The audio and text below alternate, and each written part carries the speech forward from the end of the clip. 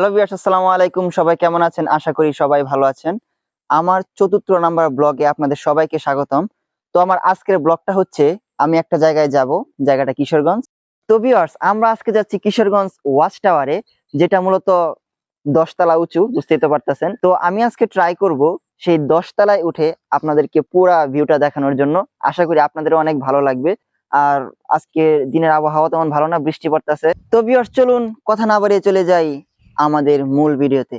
আর হ্যাঁ, চ্যানেলটা কিন্তু অবশ্যই সাবস্ক্রাইব করতে ভুলবেন না। গাইস, আমরা এখন রওনা দিছি, গাড়িতে আছি। আমাদের এখান থেকে যাইতে প্রায় ৪০-৪৫ মিনিট সময় লাগে। গাইস, আমরা এখন আয়শা পড়ছি, এখানে আমরা নামবো। তো ফাইনালি আমরা আমাদের সেই টাওয়ারের কাছে চলে আসছি। এই যে গাইস দেখেন, এটা মূলত আমাদের গুরুদয়াল কলেজের সামনেই অবস্থিত।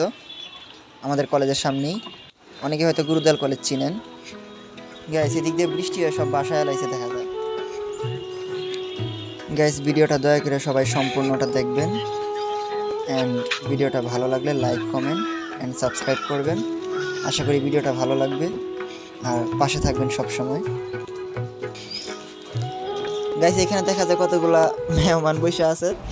আমার মনে হয় তারা একটা টাওয়ারটাকে পাহারা দেয়। এখন দেখা যাইতেছে গেটটা বন্ধ।